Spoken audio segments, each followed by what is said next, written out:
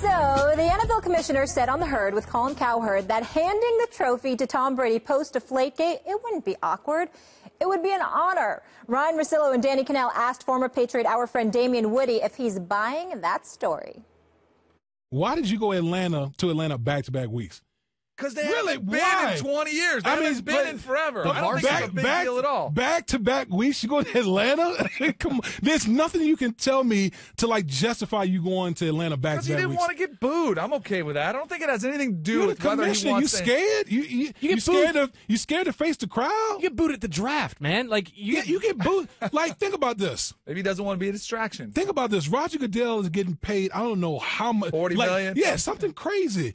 If I'm getting paid 40 minutes, I could care less about somebody booing me. Because guess what? My pockets are straight. I'm going in there, and it doesn't matter. Right. I would have no problem with it. Yeah, I don't care. Zero problem with it. Yeah, just give me some security. I'm good. Go home and just count your stacks. Will Kane is in the house. You know the intensity is about to go up a notch. How we feeling? We'll see. We'll see. I feel good. Yeah? Yeah. All right, Max, we're starting with you. Good. How does Roger Goodell really feel? I mean, isn't it obvious? Even, look, you don't have to necessarily tell a lie, although the question is there a difference between lying and being political? Nowadays, maybe not. But, look, he says it's an honor. Why an honor instead of a pleasure, for example? Because you can use a word that doesn't indicate that you're taking pleasure in it, right? An honor because you're the commissioner of the NFL. That's an honor. That's who gets to hand the trophy to the Super Bowl winner. So you're not technically lying, but maybe you're also betraying the fact that, of course, you don't want to hand the trophy to the team in the city, in the region, that has been killing you since Deflategate.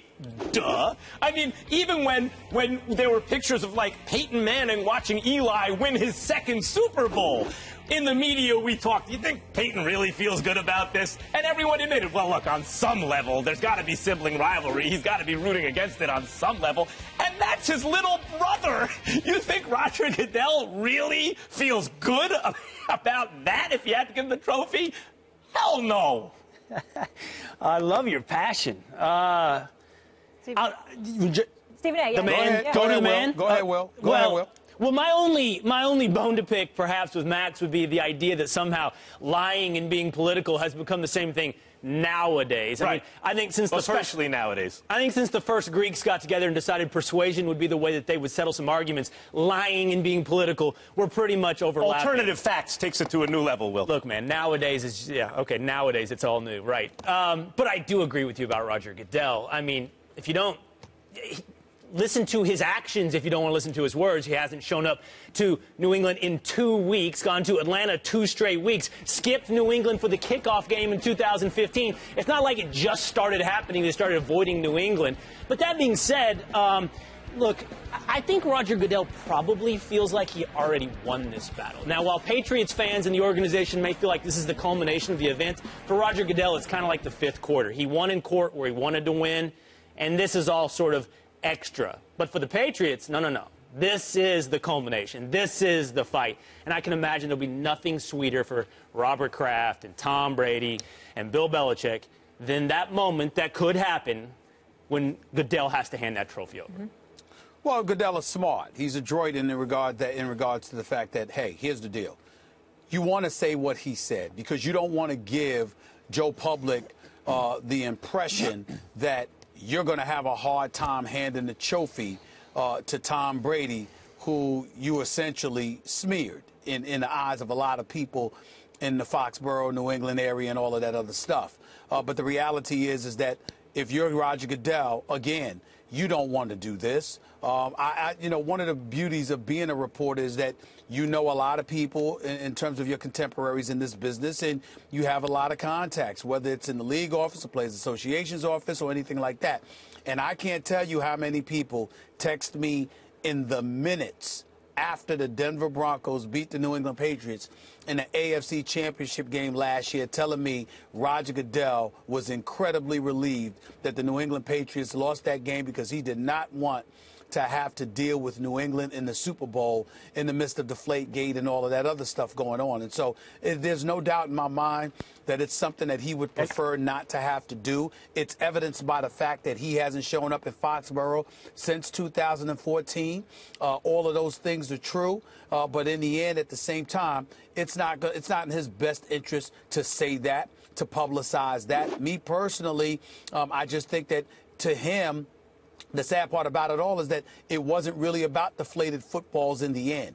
The beef with Tom Brady is that you were challenging the authority of the Shield and the commissioner bestowed upon him by the collective bargaining agreement, and that was something that he wanted to make sure that you could not compromise. And unfortunately, a lot of people, it's about deflated footballs. I agree with this is the fifth quarter, Will. This Goodell's already won, right? So why should he care about this? But obviously he does because he's avoiding New England, right? By everyone's Maybe he's just scared about his safety in Boston. I don't even think it's but that. if you asked him this, Max, if you said, would you rather have won in court or if the price of winning in court was forcing to hand over this trophy, he'd probably take it. I want to take that a step further. Do you think Tom Brady would have rather cleared his name and won in court or win the Super Bowl? Super Bowl.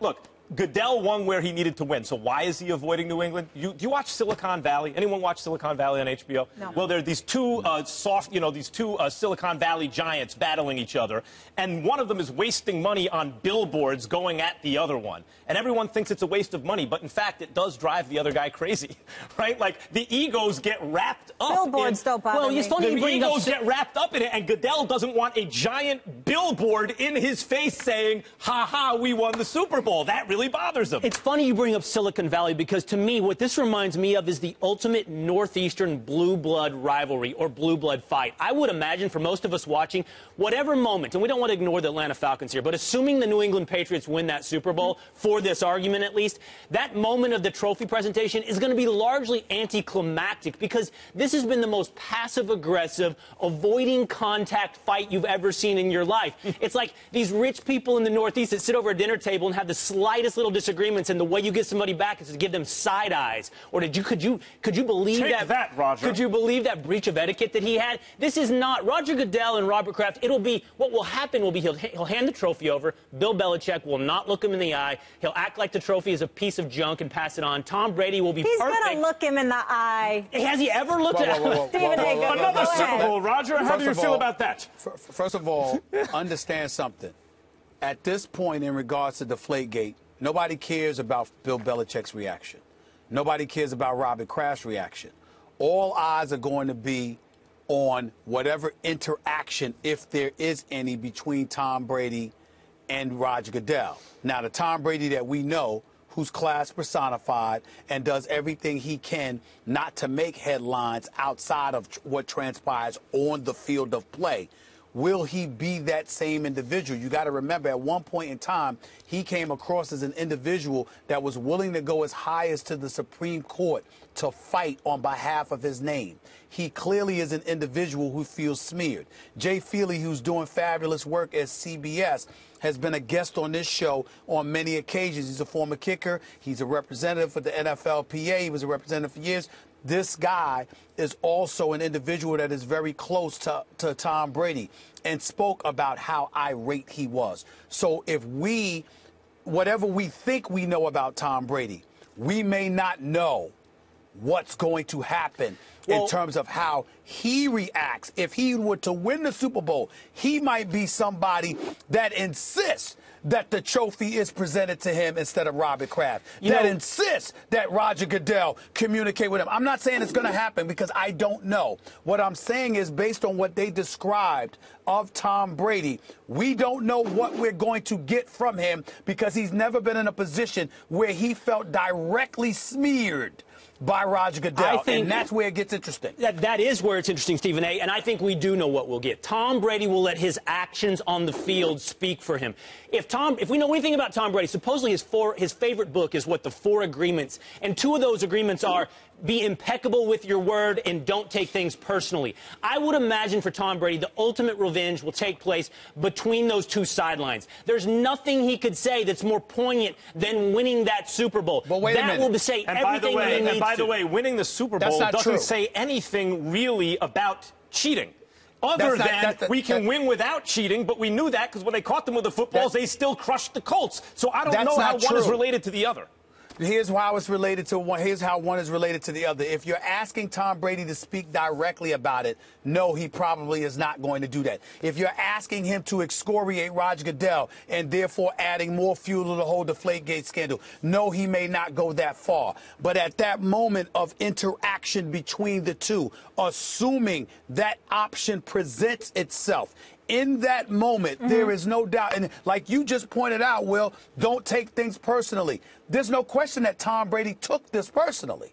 And he should have if he believes that he is completely innocent. If you believe you're completely innocent, how can you not? So there's no question that he took it personally. And by virtue of the fact that he took it personally, it's very, very difficult to predict because, again, you're going to go out on the field, you'll win the Super Bowl. But it wasn't about that. It's really about Roger Goodell.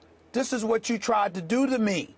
And you never know how somebody's going to react. And what if they lose, by the way? What if the Patriots lose? What does Tom Brady say then? There will be a post-game He's in a position to say nothing. The worst thing that could happen here for the NFL, for the New England Patriots, for anybody, is for the New England Patriots to lose this Super Bowl and have it be tied to some sort of controversial call. If that happens, the entire sports world is going to explode. We agree there. And by the way, I know this is the end of the debate, and I can't open up a whole new can of worms, but you've got to stop with the throat clearing that Tom Brady's the greatest of all time, but you could switch him out with some other quarterback. Sure. Max, absolutely. This is insanity. Actually, if you switched him out with Aaron Rodgers, they would be appreciably better. Because Aaron Rodgers is clearly better. We're going to have an intervention here. You can come back another day, and we'll do that debate for the 800th time. Just make sure that intervention occurs without me, because I'm tired of arguing with Max about that, Will. Okay. I second that. Do it without me. It's so easy being right when everyone else is so wrong. Can we continue on? Because there's more I want to get into. Let's do it. Okay, thank you. Or it's easier believing you're right when you almost never are. You should tell me about that. You must be an expert in that category. I am an expert. I'm an expert in a lot of different things, as this show displays every day. But let's move on. Speaking of delusion. Thank you.